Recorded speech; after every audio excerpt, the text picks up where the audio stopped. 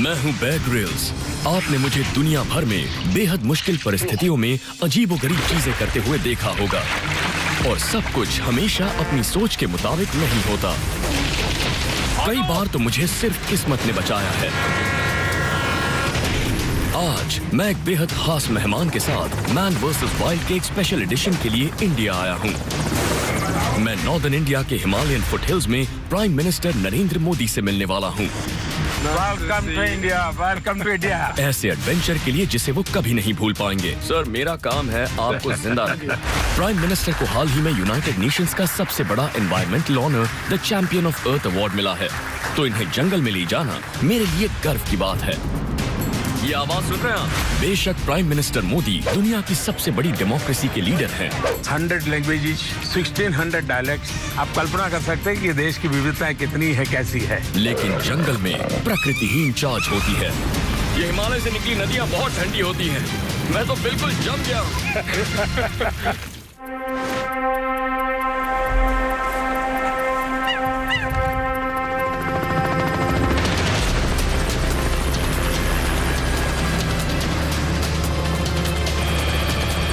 मैं हिमालय की तलहटी के ऊपर से उड़ रहा हूँ और मैं भारत के प्रधानमंत्री को मिलने जा रहा हूँ ताकि उन्हें जंगल में एक एडवेंचर पर लेकर जा सकूं। इस बेमिसाल देश में दुनिया की कुछ सबसे शानदार मगर साथ ही सबसे खतरनाक वाइल्ड लाइफ है। यहाँ पर टाइगर्स, क्रोकोडाइल्स, एलिफेंट्स और बहुत सारे स्नेक्स हैं। प्रधानमंत्री मोदी भले ही दुनिया की सबसे बड़ी डेमोक्रेसी के लीडर हैं, 140 करोड़ लोग, लेकिन यहाँ सिर्फ जंगल का राज चलता है।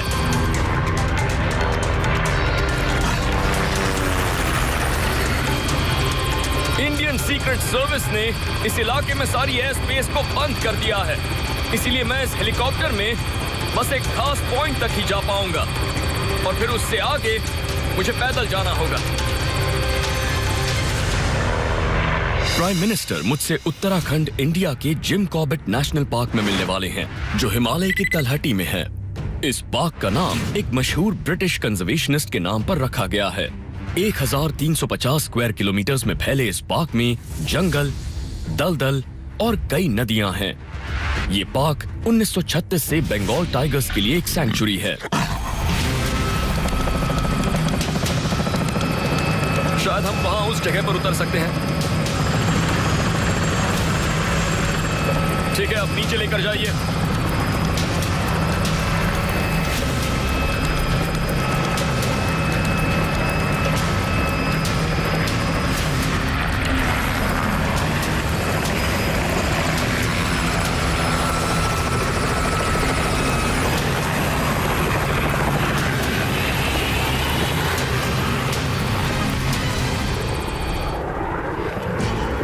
हेलीकॉप्टर जा चुका है। अब मुझे प्राइम मिनिस्टर तक पहुंचने के लिए करीब 6.5 किलोमीटर चलना होगा। चलिए शुरू करते हैं।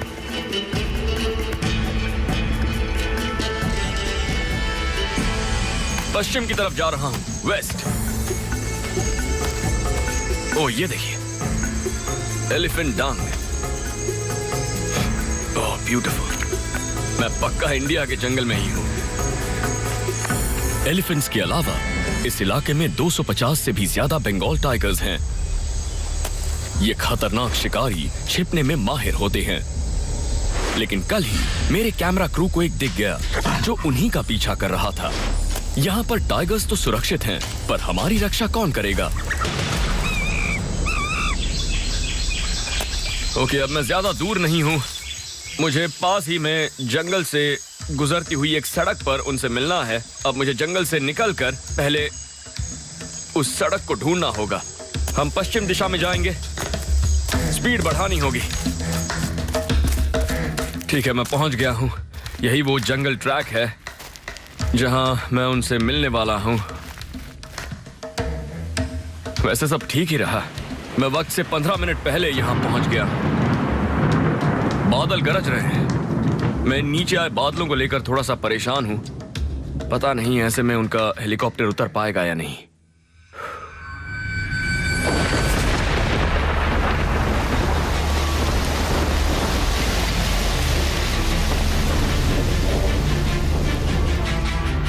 अब मुझे यहाँ इस ट्रैक पर इंतजार करते हुए 2 घंटे हो चुके हैं और अब बारिश भी शुरू हो चुकी है, ठंड बढ़ गई है, सब कुछ गीला है।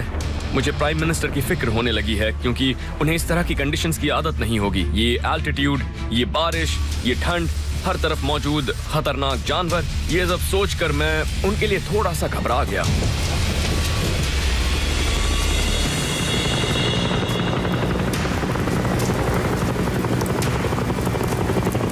मैं बहुत खुश हूँ आज और बैर के साथ कुछ पल इन जंगलों में बिताने का, प्रकृति के साथ जीने का और एक नए अनुभव का, विश्व को अनुभूति कराने का मेरे लिए एक उत्तम अवसर है।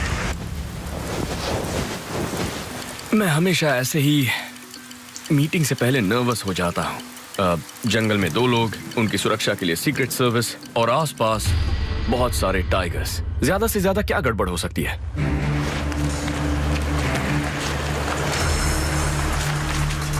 दुनिया के लोगों के लिए ये बहुत ही आकर्षण का केंद्र बनेगा। आज बैर के साथ जिम कॉर्बेट मिशन को लेकर के हम चल पड़े हैं।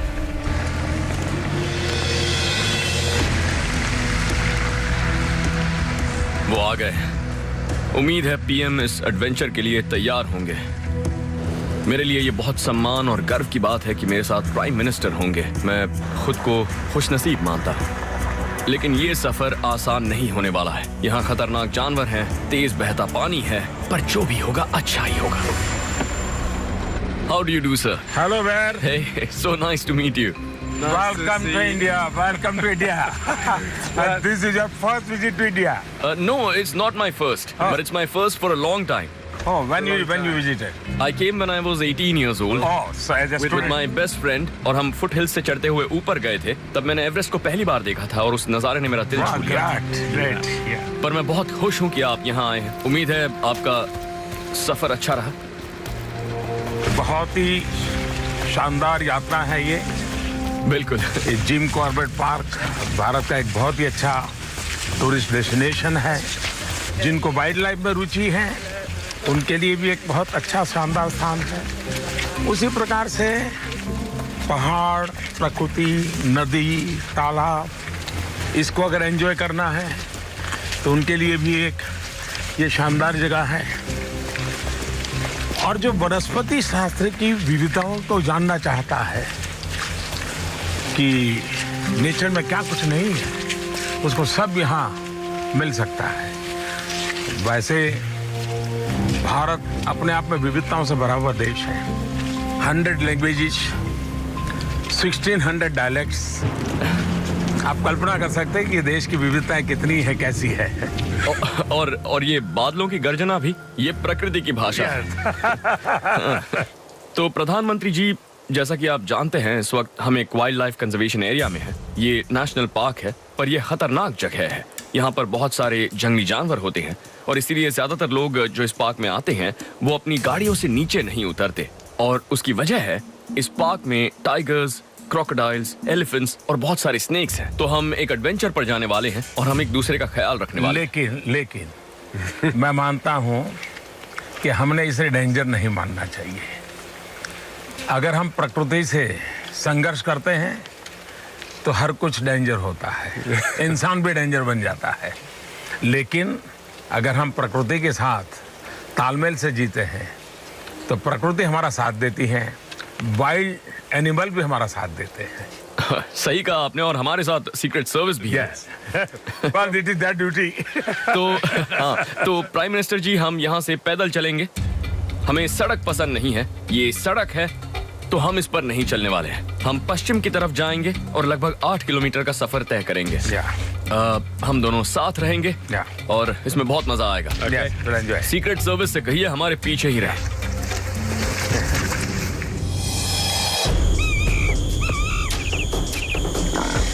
तो आपका बचपन कहाँ बीता? मैं एक बहुत छोटे से स्थान से पैदा हुआ, in Gujarat, west part of India. और वडनगर करके मेरा छोटा सा स्थान है, वहीं पर हमारा जन्म हुआ। और बस वहीं पढ़ाई लिखाई हुई, फिर समाज सेवा में लग पड़े। और आपका घर किस तरह का था जब आप बच्चे थे, आप बड़े हो रहे थे? मैं बहुत ही सामान्य परिवार में पैदा हुआ हूँ। एक छोटी सी हमारी जिंदगी थी। माँ बाप हम लोग साथ रहते थे। You see एलिफेंट अभी गया है। हाँ बिल्कुल, मैं यही कहने वाला था। ये देखिए, सही कहा था आपने। अगर आप सोच रहे हैं कि यहाँ से एलिफेंट गुजरा है या नहीं, तो जरूर गुजरा था। एलिफेंट क्या? सूंघ कर देखिए, या ताजा लग रहा है ना? It's a now fertilizer. That's right. और आप इसे जला भी सकते हैं। Yeah. इससे मच्छर आपके पास नहीं आए। Yes. और जब ये बिल्कुल फ्रेश होता है हाँ. और गीला होता है, और अगर ये आपके हाथ लग जाता है, एक बार अफ्रीका में मैंने इसे इस तरह से स्क्वीज किया था और सारा जूस, क्योंकि वो लगभग स्टेराइल था, लेकिन आज नहीं। तो आप अपने घर के बारे में बता रहे थे। मैं आपके बचपन के बारे में जानने के लिए बहुत उत्सुक हूँ कि वो किन हालात में बीता।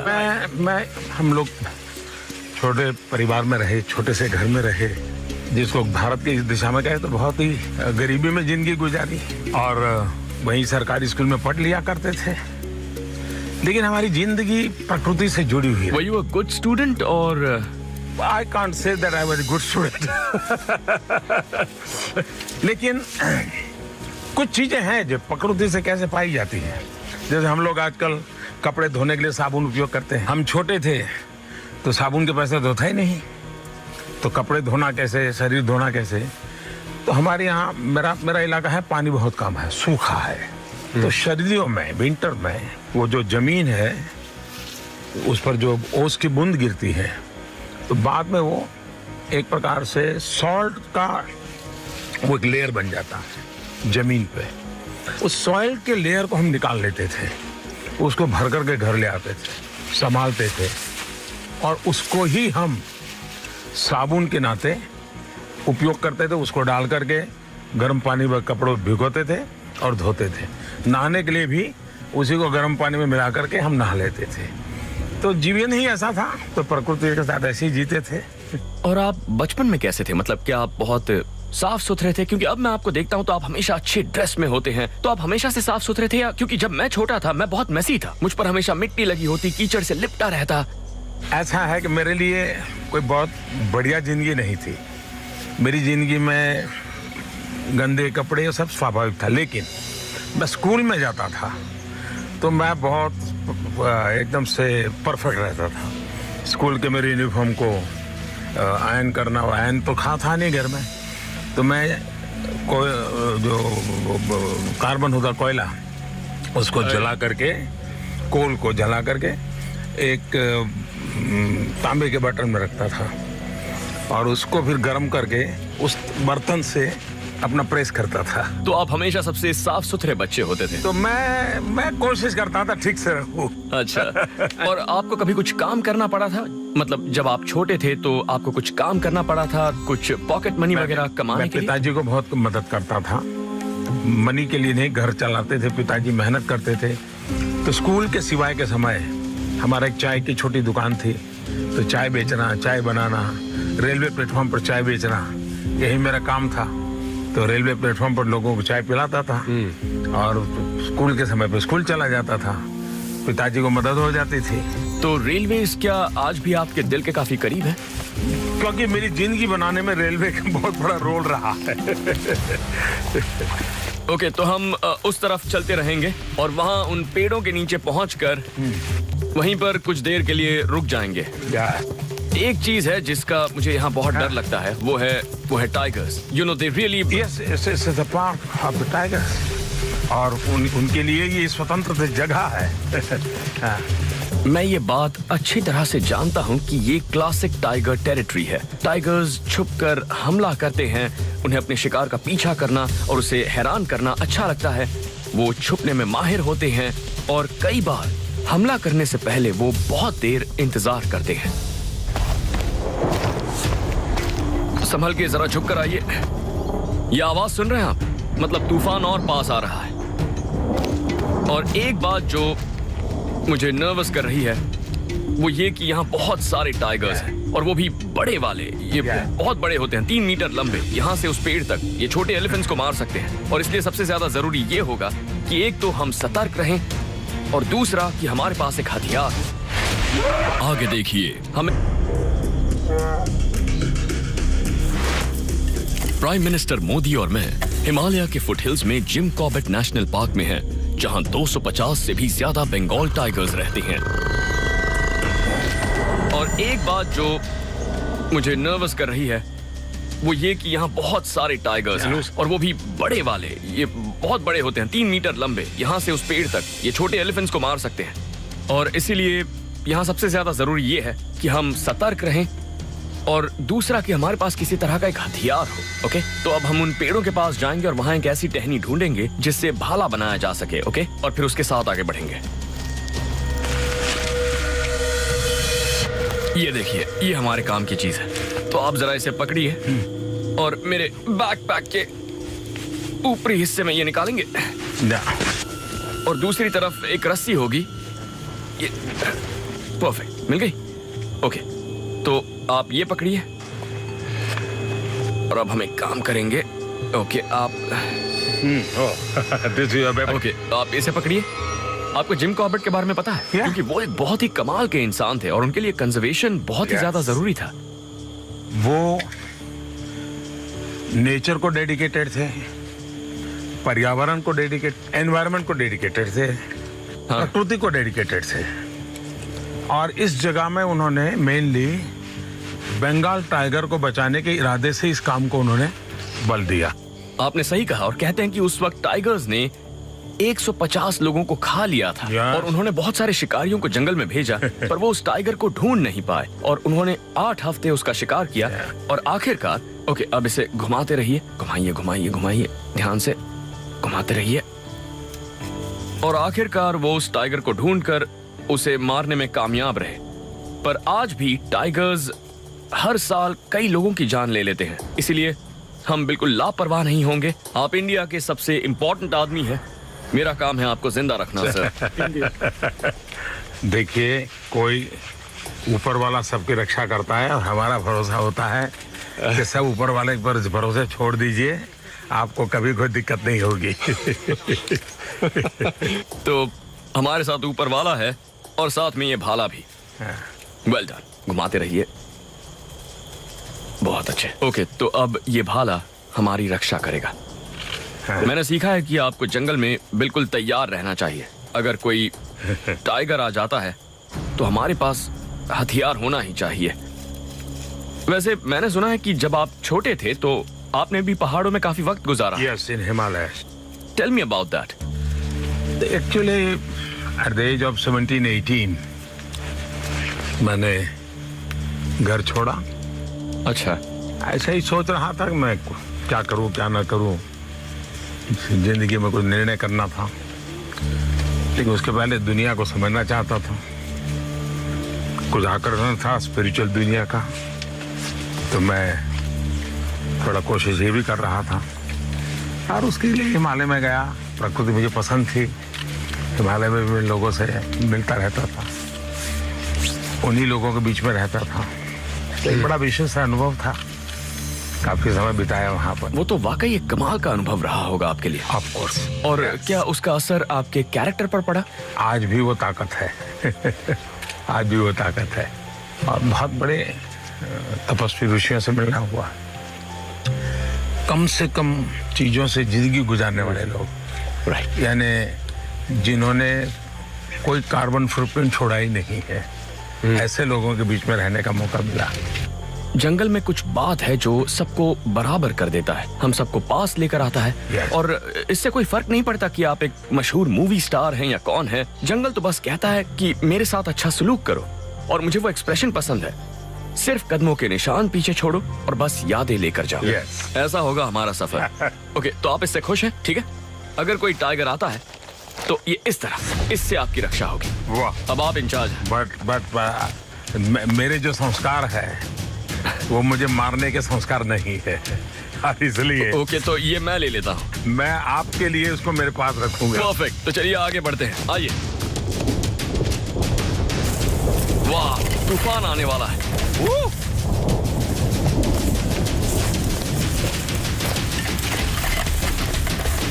ओके, तो हम नीचे नदी की तरफ बढ़ रहे हैं।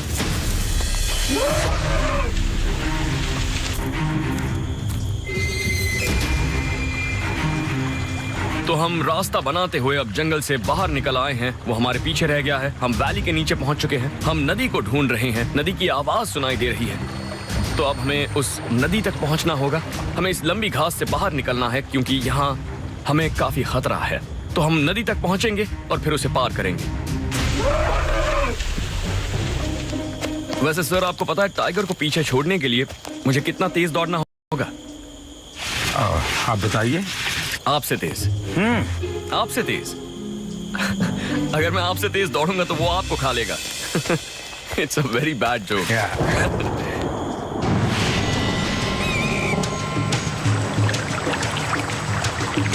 तो आखिर हम उस नदी के पास पहुंच ही गए जो हमारे सफर का पहला मेजर लैंडमार्क थी। एक बार नदी पर पहुंचने पर मैं जानता हूं कि अब सीधे नदी के साथ डाउनस्ट्रीम जाना है। वो बिजली देखी आपने? वहां पर बहुत जोर से बिजली चमकी। क्या सब कुछ कितना खूबसूरत है। आप वाकई एक बहुत ही शानदार देश में रहते हैं। God is great. God is great. That is truth Indeed. Truth Indeed. तो यहाँ से हम इस नदी को फॉलो करेंगे। किसी पॉइंट पर हमें उसे पार करना होगा। तब तक चलते रहेंगे। तो आप कितने साल के थे जब आपने पहली बार प्राइम मिनिस्टर बनने का सपना देखा था? मैं पहले एक राज्य का मुख्यमंत्री रहा, तो करीब 13 साल तक मुख्यमंत्री के नाते काम किया। वो मेरी नई जर्नी थी और देश ने तय किया कि मुझे ये काम करना है, तो फिर 5 साल से यहाँ पर हूँ। लेकिन मैंने पूरा ध्यान एक ही काम पे लगाया, डेवलपमेंट पर, और उसके कारण मैं सेटिस्फाइड हूँ। और अगर आज मैं इसको वैकेशन मानूं, इस समय को, तो मैंने 18 साल में पहली बार वैकेशन ले रहा हूँ। वाह! और क्या आपको वो दिन याद है जब आपका सपना पूरा हो गया था? मैं कह सकता हूँ कि मैंने हर प्रकार से लोगों के सपनों को अपने सपने बनाए हैं। उनके सपनों को पूरा करना वही मेरे संतोष का विषय बन सकता है। और आपके पिताजी वो तो अब नहीं है, लेकिन आपकी माताजी, उन्हें आप पर गर्व होगा। She must be proud of. बहुत खुश हैं, बहुत आशीर्वाद देती हैं। अब करीब 97 प्लस है। वाह वाह! ये अपना काम सब खुद करती है। और उनके लिए आज भी आप बस एक बच्चे ही होंगे, नरेंद्र। यस। माँ हमेशा माँ ही होती है। मैंने माउंट एवरेस्ट के ऊपर पहुंचकर एक फोटो खींची थी और जब मैं घर पहुंचा मैंने अपनी माँ को वो फोटो दिखाई। जानते हैं उन्होंने क्या कहा? तुमने फोटो खींचने से पहले बालों में कंघी क्यों नहीं की? दुनिया में कहीं भी जाइए, माँ तो माँ ही होती है। तो क्या बताऊं, आपके दिमाग में कभी ये बात आती है कि आप इतनी ऊंची पोजीशन पर पहुंच चुके हैं? मेरे दिमाग में मैं क्या हूं ये विषय आता ही नहीं है। मैं इससे परे हूं। जब मुख्यमंत्री था तब भी, प्रधानमंत्री हूं तब भी, मेरे मन में हमेशा सवाल रहता है मेरा काम, मेरी जिम्मेवारी। पद मेरे सर पे नहीं होता है। लीडरशिप का मतलब ही सेवा करना होता है ना? यस। आप वाकई एक प्रेरणा है। काफी इंटरेस्टिंग था जब भी मैं प्राइम मिनिस्टर से उनके सपनों के बारे में पूछता था। यहाँ पर जरा ध्यान से आइएगा। वो हमेशा खुद को किनारे रखकर इंडिया की बात करते थे। और वेस्टर्न कल्चर में हम में से बहुत लोग सिर्फ अपने बारे में सोचते हैं, लेकिन असली जीवन वही होता है जो दूसरों की सेवा में बिताया जाए, जब दूसरों को कुछ दिया जाए या लोगों की मदद की जाए। और मैंने अपने जीवन में यही सीखा है कि दूसरों की मदद करने से आपको हमेशा खुशी मिलती है। मैं उत्तराखंड इंडिया के जिम कॉर्बेट नेशनल पार्क में हूँ और प्रधानमंत्री मोदी और मैं एक बेहद ठंडी हिमालयन रिवर पर पहुंचे हैं। तो इस नदी में क्रोकोडाइल्स होते हैं। क्या? वैसे मैंने सुना है कि आपने बचपन में एक अजीब सी हरकत की थी। आप एक क्रोकोडाइल को घर लेकर गए थे। क्या हुआ था? मैं डेली तालाब में नहाता था, क्योंकि नहाने के लिए हमारे पास और कोई व्यवस्था नहीं। तो तालाब में गए, एक क्रोकोडाइल का बच्चा देखा, हम पकड़ के घर ले आए। तो हमारी माताजी ने कहा नहीं, ये तो पाप है, हम ये नहीं कर सकते, हमने इस करना नहीं चाहिए। जाओ वापस, छोड़ के आ जाओ। तो वापस गए, छोड़ के आ गए। तो क्या नेचर में अब ऐसी कोई चीज है जो आपको डराती है? नेचर से कभी भय होना ही नहीं चाहिए, हो ही नहीं सकता, क्योंकि हम जो सोचते हैं कि नेचर के साथ हमारा संघर्ष है, वहीं गड़बड़ शुरू होती है। मैं जब छोटा था, हमारी कोई आर्थिक स्थिति अच्छी नहीं थी, लेकिन जब बारिश होती थी पहली बार, तो हमारे पिताजी आर्थिक स्थिति अच्छी नहीं होने के बाद भी 25-30 पोस्टकार्ड लेकर के आते थे और खुद पोस्टकार्ड लिखते थे अपने रिश्तेदारों को कि आज हमारे यहाँ बारिश हुई है। यानी बारिश की खबर चिट्ठी लिख करके अपने लोगों को देना। आज मुझे समझ आता है, तब हमें आश्चर्य होता था कि पिताजी क्यों करते हैं, ये खर्चा क्यों करते हैं। तो आज हमें ध्यान आता है कि बारिश का मनुष्य के जीवन में कितना महत्व होता है। और कभी उस समय तो हम विवाद भी करते, आप क्यों खर्चा करते हो, लेकिन उनको संतोष होता था सबको खबर देना कि अपने गांव में बारिश हो गई है। तो प्रकृति के प्रति इस प्रकार की रुचि, वैसे हमारे जीवन में एक बड़ी घटना ऐसी भी है जिसका मैं, हमारे जो पिताजी की माता जी थे वो पढ़ी लिखी तो नहीं थी, मेरी माता जी भी पढ़ी लिखी नहीं है। मेरे एक चाचा थे, तो हम तो गरीबी में थे, तो रोजी रोटी कमाने के लिए कुछ करना पड़ता था। तो हमारे चाचा सोच रहे थे कि जो लकड़ी है चूल्हा जलाने के लिए जो काम आती है, उस लकड़ी का व्यापार करेंगे। तो उन्होंने जगह ले ली, दुकान का तय कर लिया। फिर हमारी दादी माँ को बताया, ग्राउंड मदर को। ग्राउंड मदर करेंगे नहीं, भूखे मरेंगे, मजदूरी करेंगे, लेकिन लकड़ी नहीं बेचेंगे, क्योंकि लकड़ी में जीव होता है, हम लकड़ी नहीं काट सकते। और मेरे परिवार में मेरे चाचा को वो काम मेरी दादी माँ ने नहीं करने दिया। यानी एनवायरनमेंट हमारे लोगों के जीवन में एक सहज स्वभाव है, सहज संस्कार है। कितनी दिलचस्प बात है।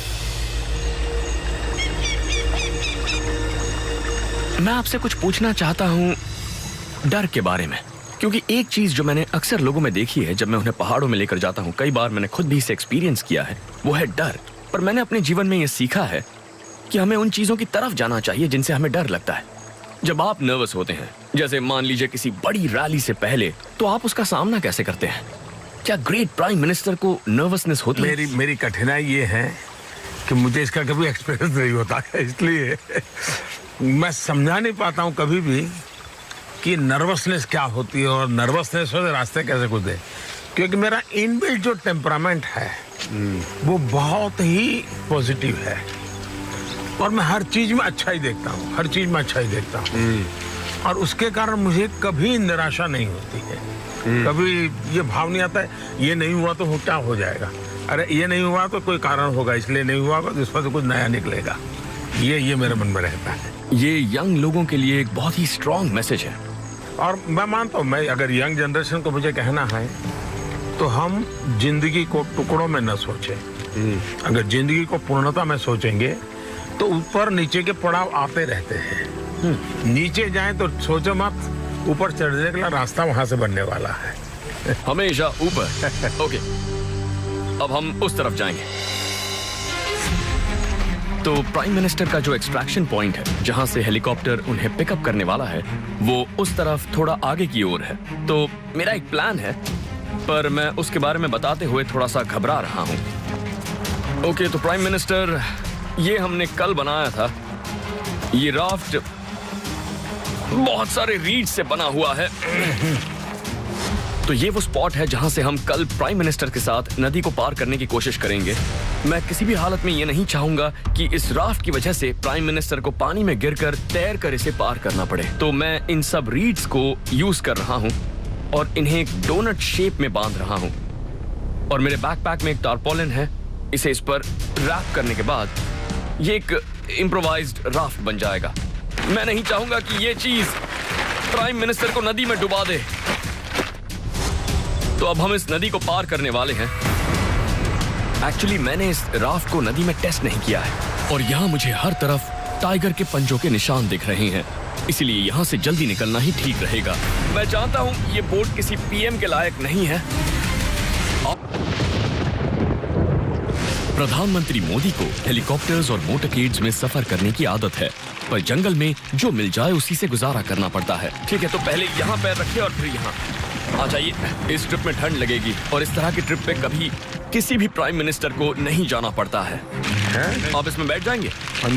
हाँ, हो सकता है थोड़ा गीला हो, पर कुछ नहीं कर सकते। वैसे वो राफ्ट इतना बड़ा नहीं है कि उस पे हम दोनों बैठ सके, पर जब तक वो सेफ रहेंगे मैं उसके साथ तैर कर आ जाऊंगा। ओके, तो अब मैं इसे पुश करूं?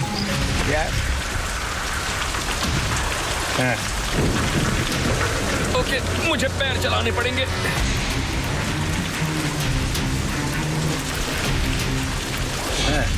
चलिए निकलते हैं। ओह सर, आपकी ये हिमालय से निकली नदियां बहुत ठंडी है, बता नहीं सकता, मैं बिल्कुल जम गया हूँ।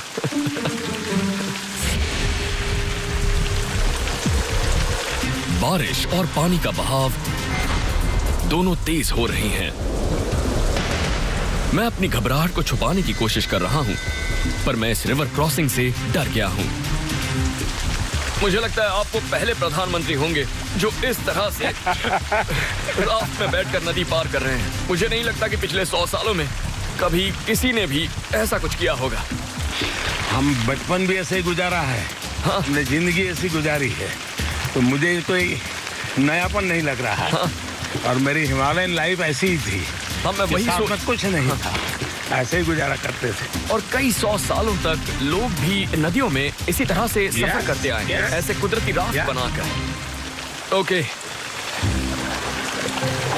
हम नदी के दूसरी तरफ पहुंच गए हैं। ठंड है, थोड़े गीले हो चुके हैं, पर प्राइम मिनिस्टर को कोई शिकायत नहीं है। Well done.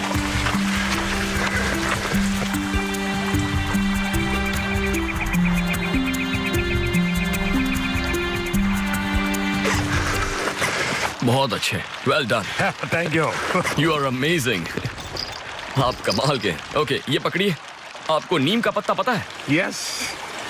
इसकी खुशबू देखिए, यस, जो बहुत अच्छी है। स्वीट नीम। बिल्कुल ठीक, स्वीट नीम, जो अंदर के पैरासाइट्स के लिए भी बहुत अच्छा होता है। इंडिया, हाँ, we are famous for the curry, Indian curry. Of course. In Indian curry, this is a permanent requirement. या पर ये सेहत के लिए भी बहुत अच्छा होता है। Yes. और जब मैं जंगल में होता हूँ कुछ उल्टा फुल्टा खा लेता We are हूँ। doing this. This is good. इसे पहले मिक्स कर लेते हैं।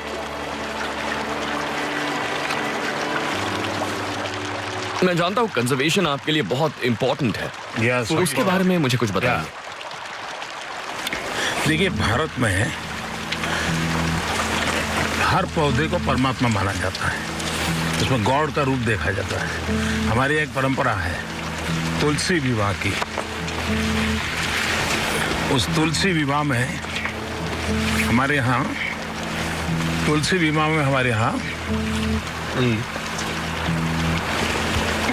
भगवान के साथ ये तुलसी जो लीफ है उसकी शादी करते हैं साल में एक बार। और एक प्रकार से परिवार का हिस्सा बनाते हैं, डेडिकेट करते हैं उसको। Of course. हाँ। और अब इंडिया एक बहुत बड़ी शक्ति बन गई है। ये दुनिया की सबसे बड़ी डेमोक्रेसी है, आबादी के लिहाज से लगभग चाइना के बराबर है, जिसका मतलब है कि जहां तक इस खूबसूरत पृथ्वी को बचाने का सवाल है, इंडिया की जिम्मेवारी बहुत बड़ी है। सभी मानव जात की जिम्मेवारी है। सबसे बड़ा प्रॉब्लम है हमारी लाइफस्टाइल। हम प्रकृति का एक्सप्लॉयटेशन करते हैं खुद के एंजॉयमेंट के लिए। वही सबसे बड़ी समस्या है।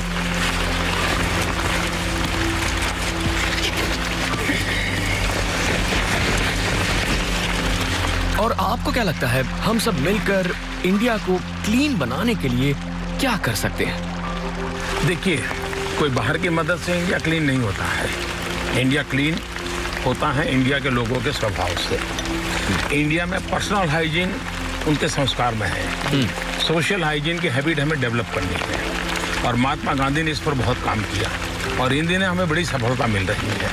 और मैं मानता हूँ भारत बहुत तेजी से काम कर लेगा। आगे देखिए, पर इससे पहले कि हम प्रधानमंत्री और मैं एक बेहद ठंडी हिमालयन रिवर को पार करके दूसरी तरफ पहुंचे हैं। इस ठंड में गीले होने के बाद गर्म चाय से राहत मिली। और आपका बाकी दुनिया के लिए क्या संदेश है जो इंडिया की तरफ उम्मीद से देखते हैं? प्रकृति के साथ प्रेम करके कैसे जीना, प्रकृति का एक्सप्लॉयटेशन न करना,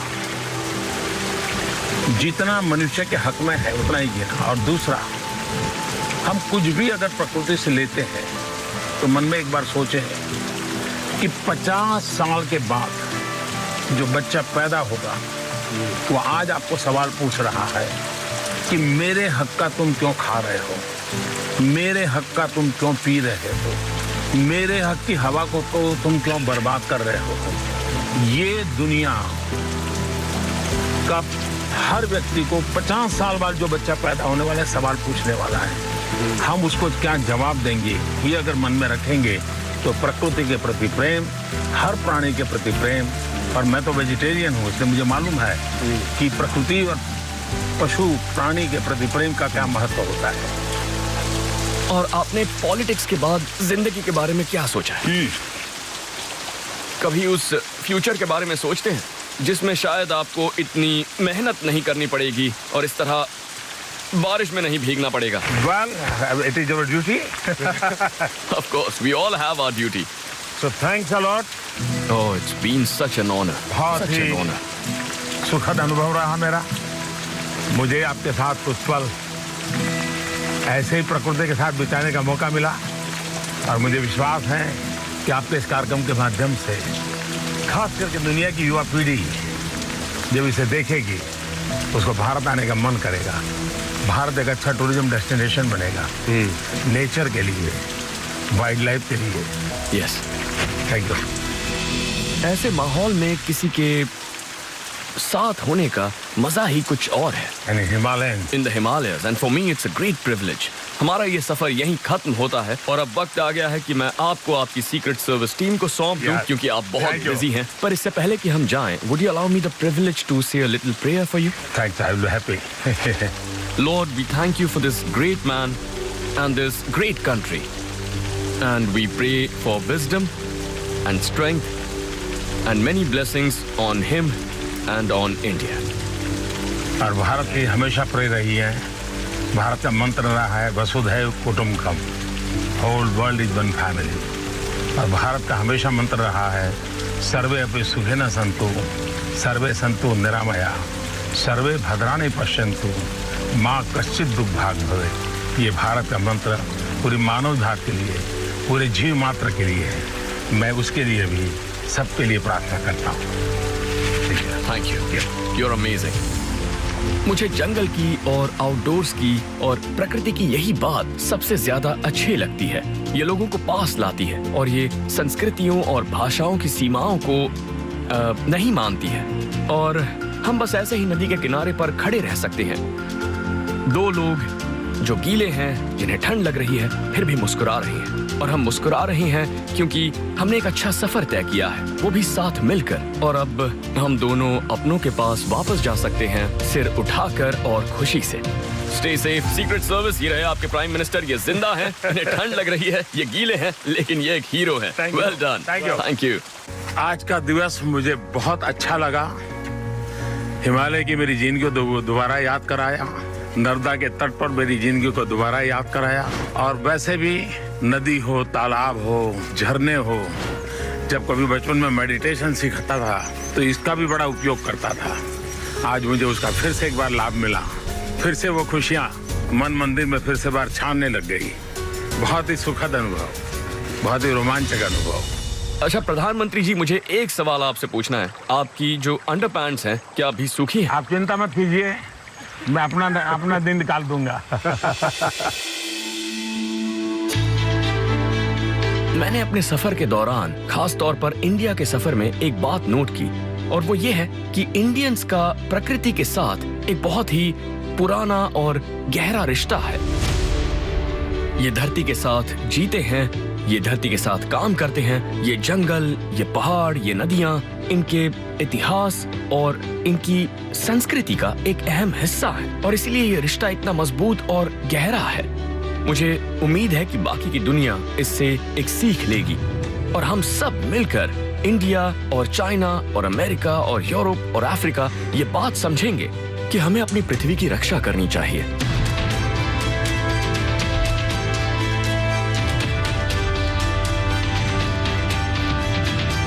और सच में ये देखकर मुझ में एक नया हौसला पैदा हुआ है कि प्रधानमंत्री मोदी जी कंजर्वेशन के बारे में कितना सोचते हैं और प्रकृति के बचाव के बारे में कितने गंभीर हैं। और मुझे लगता है कि ये इंडिया के लिए भी एक बहुत अच्छी बात है। मैं हमेशा मेरा स्वागत करने के लिए इंडिया के लोगों का शुक्रिया अदा करना चाहता हूं। मैं आप सबके साथ एक बहुत ही स्ट्रॉन्ग कनेक्शन फील करता हूं। कभी हार मत मानो, नेवर गिव अप।